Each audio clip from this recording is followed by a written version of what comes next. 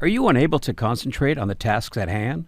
Do you need help focusing more or leveling up your game? Here's a tip.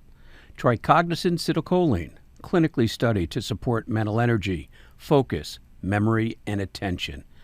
Cognizin supports brain health and supplies the brain with the energy it needs to stay sharp. Cognizin is a leading nootropic, featured in over 200 products. This podcast is powered by Cognizin. Visit cognizin.com to learn more and find a product to help you fuel your day. Ready to achieve great heights? Then you're in the right place.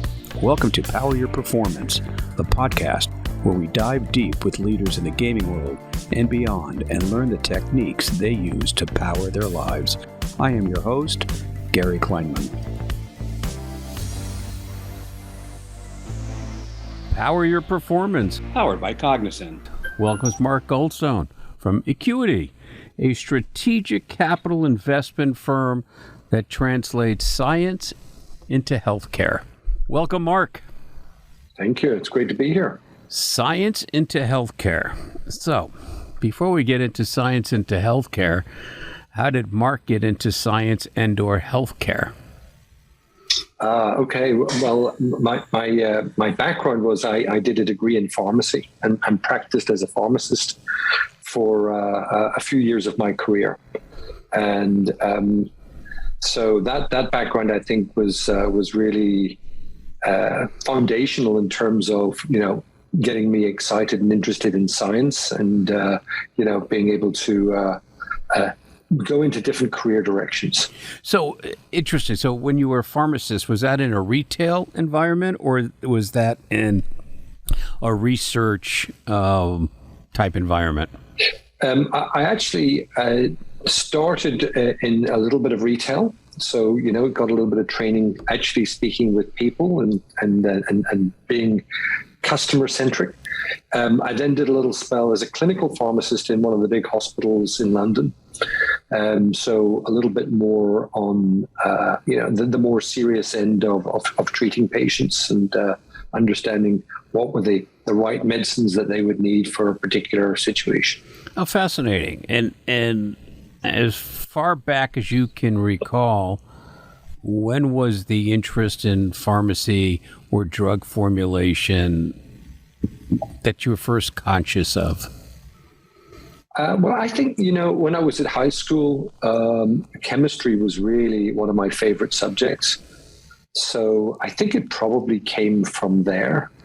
So that side of it was kind of something I just enjoyed doing. And it was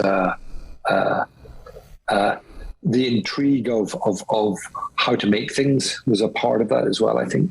No, it's fascinating. So anybody in your family with the same kind of scientific pharmaceutical background, or and where does Mark in the family order go? I'm going to be a pharmacist. Forget I'm not going to be a soccer or football player. Certainly in London, whatever you football. I'm going to be a pharmacist. Was that something totally new in your family? Yeah, it was a little. My mum was a nurse, so there was a little bit of the medical healthcare part, and but I think that generally, no, not many people in my family were in the medical space.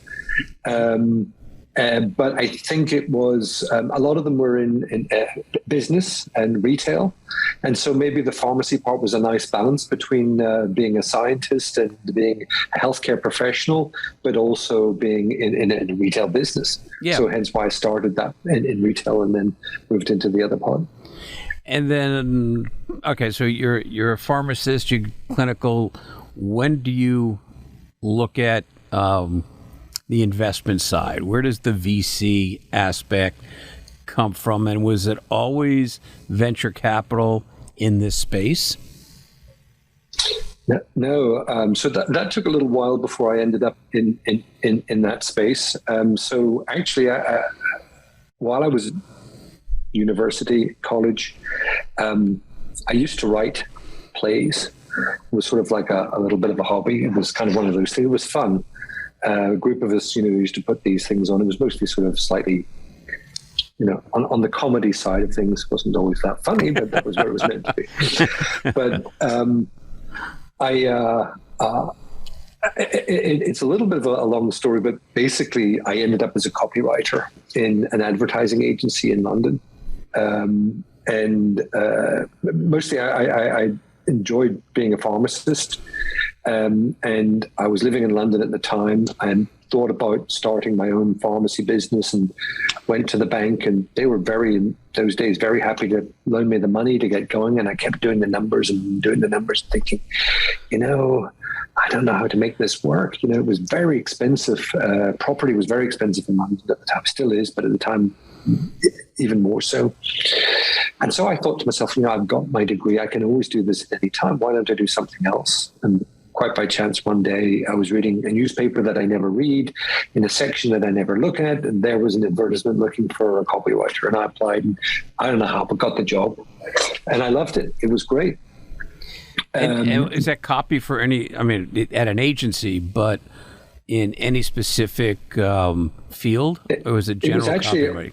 It was actually across a range of different fields, but it did include some over-the-counter medicines. So the agency had a bunch of accounts that I wrote on, and that was also exciting as well. And so after I'd been there for a few years, I left with one of my friends there, and we started our own agency, but we started it in the healthcare space. So we would focus on both prescription medicines and on consumer health, so both sides. So quite different businesses and skill sets, but and it was a little unusual at the time. And that's kind of how I got into sort of more of the, let's call it the commercial side, working with clients to drive their sales and focus on commercial strategy.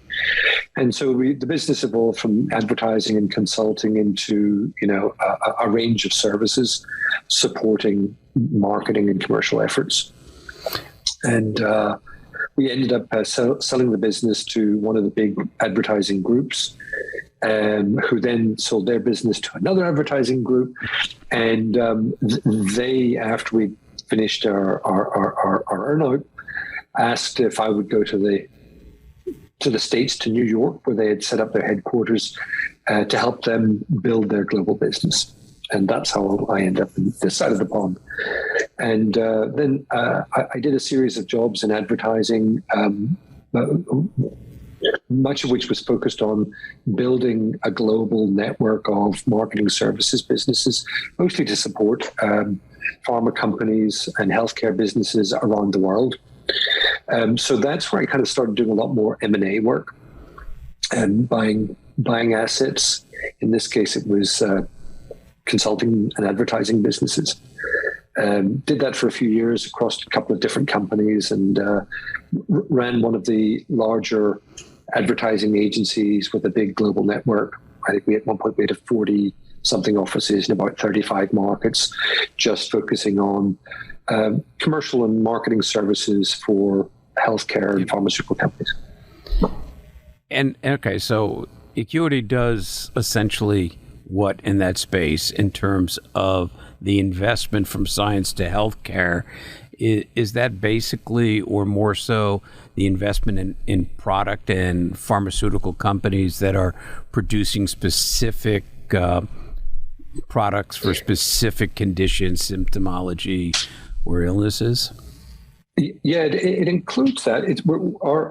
So we're an early stage investor. We would typically invest somewhere between 5, 10, maybe up to $15 million in a particular opportunity. And so we're sort of a Series A. Typically, it's the first sort of institutional money into a company. So it's quite early, but we're quite broad, again, because of the experience of being in commercial markets, from prescription medicines and biotech all the way through to consumer health. So we invest in that space because we know the market. And I spent, as I said, part of my career in M&A in the healthcare space as well. So we have a good understanding of what the market's looking for. So that when we invest, we have a very good access to the exit. That's very important from an investment point. Is great investing in something, but you have to sell it to get the return on your investment. Yeah, I mean, good investment hopefully turns into great exit. Right. Exactly. So that you can do it all over again. But do you look more to the consumer brand side addressing thing, or is it more on the business wholesale pharma side? So our strategy is about anything that will improve healthcare outcomes, significantly improve healthcare outcomes. So that's quite broad, because it could be, if I can get you just to remember to take your medicines every day, I can improve healthcare outcomes. So that could be a piece of digital technology that, gives you a ding every morning and tells you to take your tablet at one end. But it's everything from early stage pharma, biotech. We're very interested in cell therapy, gene therapy at the moment, all the way to the other end where we're looking at consumer health. We're particularly looking at the application of data, technology, and AI into healthcare outcomes. One of my partners is, comes from that tech side, specifically Microsoft, Google, so that we look very closely at how those types of technologies can impact healthcare. But we're interested in nutrition. We're interested in wellness, because it's about healthcare outcomes of keeping people well as treating people who are sick. So it's all of those. And how many of the companies that approach you look at it from a prophylactic standpoint? What do I need to do before I get ill? So, when I always look at wellness, and from a skins.gg perspective, we look at wellness to get ahead of the game. What can I do? What kind of protocol can I put into my own world so that I stay healthier longer? So is that a focus, or is it more the treatment of something that already exists?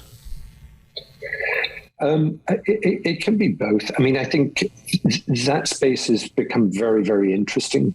And it's really as a result of, I think maybe 10, 15 years ago, we started to get as a scientific interest into genomics, into the whole genome, and understanding what genes in combination and on their own started to do. And of course, what we discovered is, genes and genome is one half. The other half is the environment, meaning, where I live, what I do, how I behave, what I eat, what I breathe. Those two things together are what sort of dictate outcomes and in many senses, wellness. So because there's a lot of research that's been done in understanding that and understanding metabolism, metabolites, and how they impact the body, we're learning a lot more about how nutrition and exercise and the combination of the two really impact our overall health and our wellness. So it's quite an exciting area. I think, for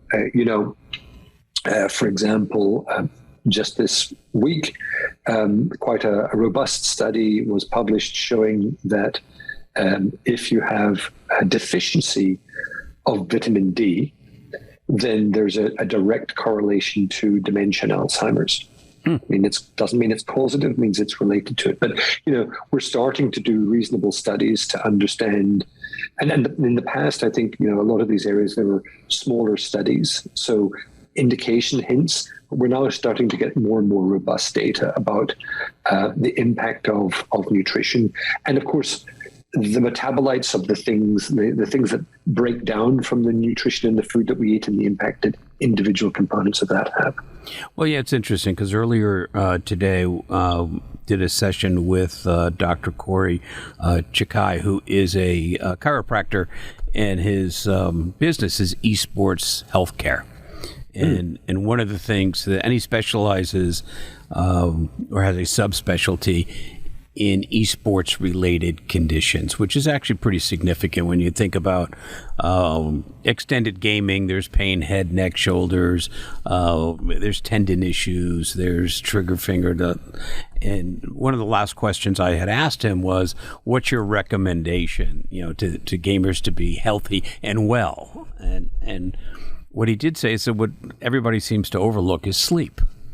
is that sleep is we're sleep deprived to a large extent, and even the sleep that we get, and it really was this holistic conversation about exactly what you said: diet, nutrition, and part of that he was saying is sleep and mental health, and you don't hear that all too often. Do you get a lot of companies seeking capital that look at that holistically, that are thinking about it multidimensional, from sleep, nutrition, stretching, active involvement, moving, as opposed to just a vitamin D, a specific, application? Yeah, absolutely. And actually, I think it's typically what's attractive to investors is things that are quite novel and not so obvious to do. In other words, you're trying to find an edge in the market. So if it's something that anybody can do, if anybody can put together a formulation of vitamin D and make the claim, it's less interesting to investors. Not an interesting business, but to our type of investment, it's not so interesting. So yes, we're much more interested in people who have done something very interesting from a research perspective to understand that, yes, there is a unique combination perhaps of sleep, exercise, and certain nutrition that has very specific outcomes. And they discovered that through research. And therefore, they have an edge, if you like, of knowing what other people don't know. We're a little bit more interested in that type of investment. Yeah, we love patents, for example. It's something that means that other people can't copy what you've done. Yes. Well, we had actually talked about this earlier today. I think what people don't realize, the most important thing you can have is intellectual property, right? I mean, and we were talking about it earlier with the entire explosion of NFTs. And yes. Whether you're a supporter of NFTs or not, people think that they get rights to the underlying IP, and the reality is you get the right to the code that's connected to that, and that's really owned as the code and not the IP. So, yeah, having that IP is an asset that sits on a balance sheet.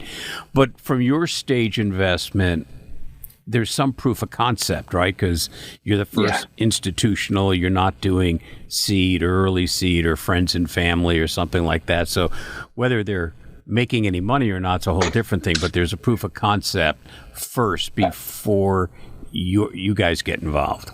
Yeah, we really don't invest in hypotheses. We invest in, data, evidence, proof of concept, or close to that. Enough data for us to believe that it is likely to do what it's going to do. And we are quite early in some senses, but, typically there would be a lot of, if it's for pharmaceutical or biotech, there'll be a lot of data already generated to show that this should do what it does once you put it inside a person. And are you seeing kind of, what's the best way to phrase this, a weight towards certain applications? I know that in health and wellness, there is a big push to look at gamers and make them, and I know we're going to talk about Guardian and some of the things you're doing there, but is there a sector that you see getting more attention than not, or not than not, but more attention because there's a growing need and a growing population, like Alzheimer's? Is there more work towards Alzheimer's because we're an aging population, and the one thing I guess we all need to do is maintain our mental acuity, or is it still kind of across the board? No, there's definitely some areas that have more focus than others. I mean, cancer still is an enormous area. There is so much research going on in that space. It's also such a broad category as well. But literally, so immunotherapy is one of the more hotter areas. And I think at the last count, somebody said to me there's somewhere between 1,000 and 2,000 molecules currently in clinical trials. Wow. In that space alone. So it's a lot. Definitely those big areas of unmet need, like Alzheimer's. There's a few others. There's of that sort of size, but there are no treatments really for that. So again, huge unmet need. People are trying to find solutions. So a lot of activity going on in that space. I think there's a lot of focus right now in the sort of leading edge of science, looking at cell therapies and gene therapies, because they're more platform, they have more applications across lots of different indications. So not just for one specific thing like heart disease or Alzheimer's, but across the board. For example, you've heard a lot about RNA treatments. So we've had our two famous vaccines from Pfizer and Moderna, which were RNA. And the concept here is that the body has all the code to manufacture its own drugs inside. So all you need to do is to instruct that apparatus to make the right protein. So if you're missing a particular protein, you instruct a particular cell using RNA to indicate to the DNA to make that particular protein, and that missing protein now exists, and you're well. That's fascinating. It's absolutely fascinating. I mean, that's like Dick Tracy and the Watch to me. You know, it's like, seriously, we can do that. But I guess what that says to me is that artificial intelligence has to be a tremendous growing application in your space, is to really is to amalgamate as much AI as you possibly can, because it's faster and in many ways arguably smarter than we are. Is that growing at an exponential rate that is then progressing solutions faster? Yes, and that's exactly why people are looking to find ways to speed up the process. For example, I think, if I remember correctly, of all the molecules that a particular pharmaceutical company might screen, I think the typical conversion rate is something like 1% to 2% get to the market. Wow. So of all the ones they start off screening, so you might screen 20,000 molecules to get you down to 200, to get you down to 10, to choose one. Wow. And that process was, of course, done manually through a series of lab tests. Now they're putting AI programs to be able to say, I'm looking for a molecule like this to fit a receptor like that. Let's use the AI to be able to screen them out for us, and I can find them like that. I mean, that's the theory. And that's starting to happen now, and it's beginning to speed up the process. We're seeing a lot of people investing money in that space. And then I guess that would lead to what I hear is, and this would impact gamers and non-gamers, but certainly gamers, is personal nutrition, that you will be able to actually map your body, so to speak, and have a unique medical application or pharmaceutical application to you, as opposed to you being part of a larger group, but you very specifically. Do you see a lot of do you see more and more personal nutrition where they're literally doing your cell DNA and addressing your cellular structure and coming up with solutions for you? Yeah, absolutely. That is definitely a growing space. Precision medicine right across the board, whether it's for treatment or whether it's for nutrition, definitely everybody metabolizes and absorbs and utilizes drugs or nutrition in a very different way. It's pretty broad, but if you're talking about very precise needs, then there's a huge variation.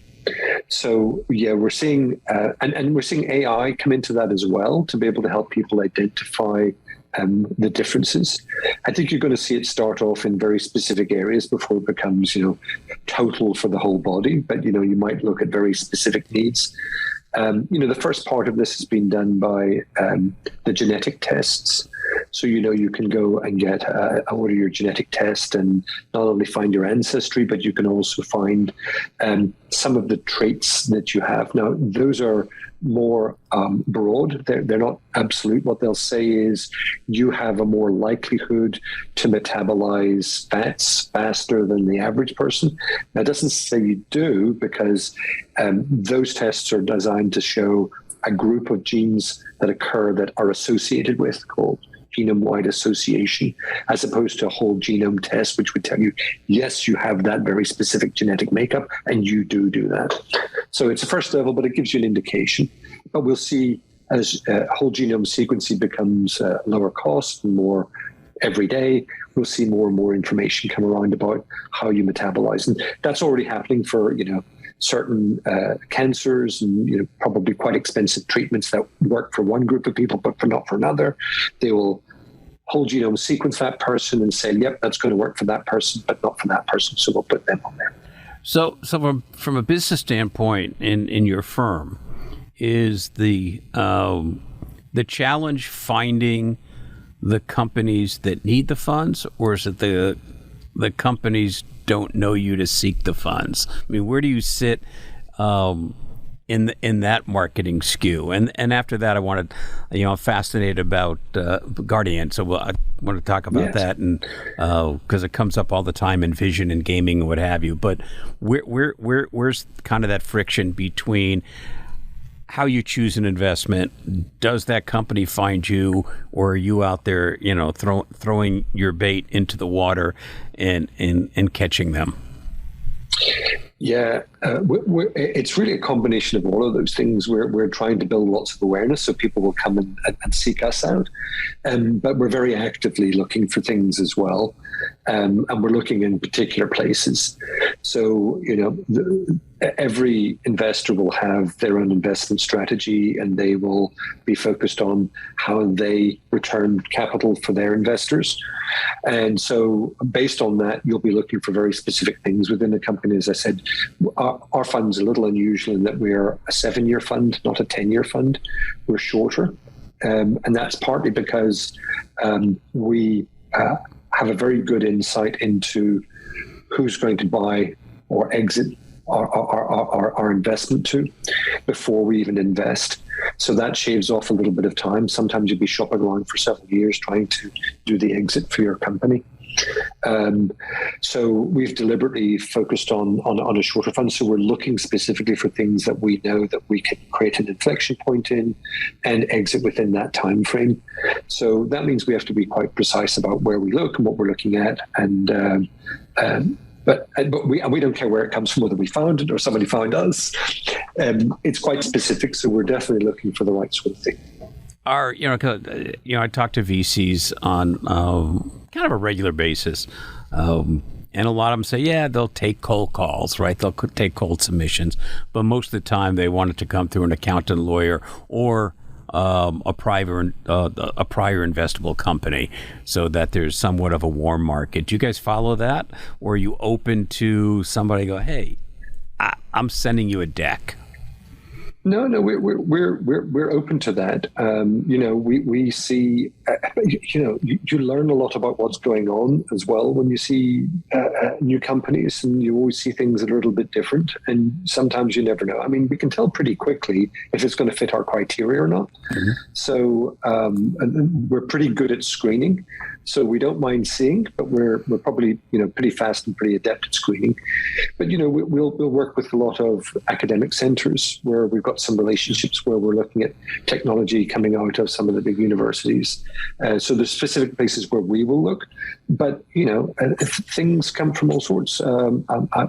I had a really interesting call from another VC fund the other day who are based in Europe, who told me about a small company that we would never have found that was really very interesting.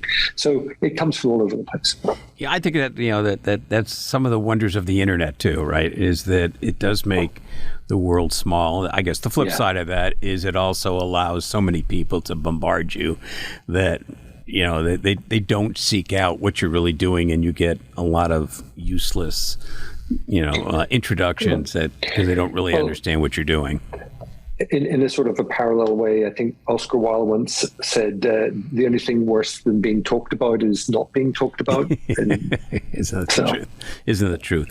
So let's talk. You sit on the board of several other companies that are doing some really interesting things. And when we talked last, what was fascinating, and there is a fairly big interest in, obviously, eye health generally speaking, but certainly for gamers, right? Because extended gaming sessions, the proximity to the monitor, proximity to gaming devices, and what have you. And there's probably hasn't been a long-term study about the implication of blue light or macular degeneration and things like that. And I know that as we talked, let's talk again about some of those advances and where the focus is on eye health. Yes. So at Guardian, they have some clinical nutrition. They've been focusing on nutritional supplements, but developing clinical data to support any claims that they might make. And of course, as a nutritional supplement, they're not trying to make any medical claims. They're there really to support people's health. But one of the things that they discovered is that as you age, like in many things, your ability to absorb and get things from your diet that you once could do declines. And one of those things is macular pigment density. So the macular pigment is the pigment that's at the back of the eye, right behind the area where light is focused. So eye has the only part of the body where you've got nerve endings, nerve receptors, exposed to the outside world, but not only exposed to the outside world, but also focused with high energy photons bombarding them. So one of the questions is, well, why don't those get damaged from that energy that's being focused on them? And the answer is because the macular pigment, which is made up of carotenoids, a type of antioxidant, absorbs that energy and dissipates the risk of damage. So as you age, your ability to maintain your macular pigment density becomes more difficult. In many people, it declines, therefore allowing more of that energy to have an impact on the eye. And it's one of those things that probably, contributes to aging of the eye and potentially other aspects of eye health. So Guardian had been working on developing a formulation where they could measure that when you do take their supplement, you can restore macular pigment density. They can measure it and see that you're down here, and that after supplementation, your macular pigment density improves. So you're just adding that extra layer of protection. And macular pigment is quite important, not just for that sort of maintaining eye health, but also as part of visual function. So it's one of the things that contributes to better contrast sensitivity. So if your macular pigment is declined, your contrast sensitivity can go down. If you can restore your macular pigment density, you can improve contrast sensitivity. And again, they've done some studies to demonstrate that they are able to do that. And contrast sensitivity is important. It's important for things like night vision, driving at night, but it's also important for movement, seeing things move quickly. If you're a gamer, viewing the fast-moving action on the screen, or a sports person, whether it's a golfer or throwing a baseball or catching a football, being able to see that movement. Fighter pilots have to have not just 20/20 vision, which means their acuity is good, but they also have to have near perfect contrast sensitivity because the speed at which things move is really important. So they're basically working on showing that restoring macular pigment density is important not just for maintaining eye health, but also for improving and maintaining contrast sensitivity, and therefore, restoring optimizing your vision.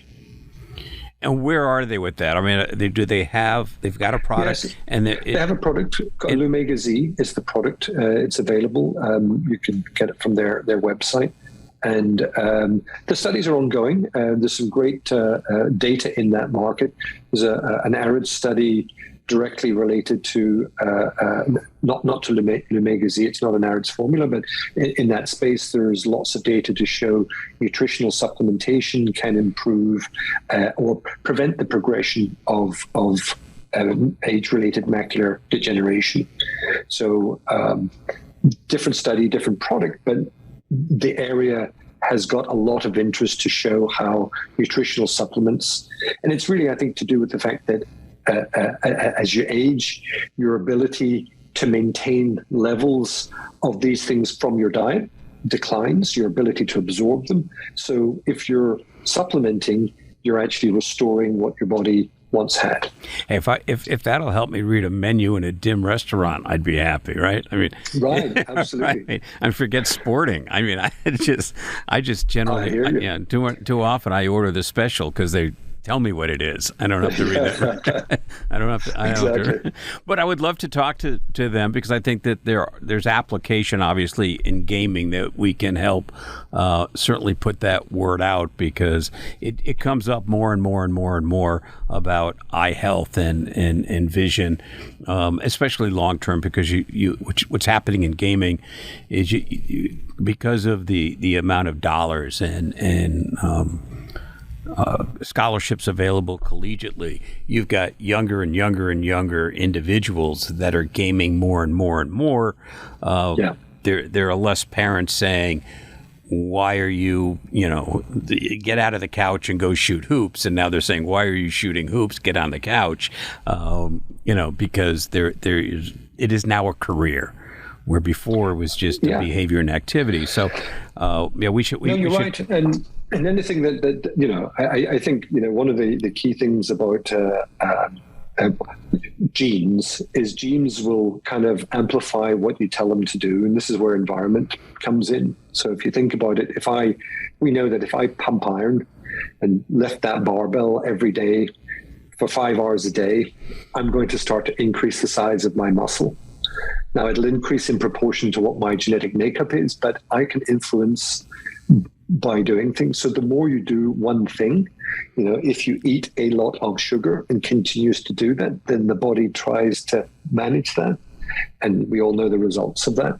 So, if you're gaming and you're talking about carpal tunnel and many of those things, you have to take the time to be able to do other things, make sure that you're doing it so you're not completely repeating the same things all the time. Otherwise, there are implications of doing the same thing all the time. The body the genetic makeup just uses that instruction and continues to do what it says it's going to do. So looking back, and we'll wrap up soon. I've taken up a lot of your time, and more so than I said I would, but such is life. You're a young pharmacist. If you look back and you go, okay, you're at the counter, engaging with consumers, then clinical, and here you are as a VC and investor. Would you ever thought that person behind the counter would be where you are today? No, not at all. Life is a strange way of taking you places that you never imagined. And no, I don't think I could have planned how I got where I am right now. It just kind of happened along the way. Timing, places, people. But meeting people and talking to people always helps, I think, because that opens up opportunities. There's no question. So as I hear, the chronology of your story, and you start with a passion, and you go through copywriting and health and wellness and what have you, and here you are. You ended up doing what your passion was anyway. So my last question is, what's your recommendation for people that might want to do somewhat of the same thing?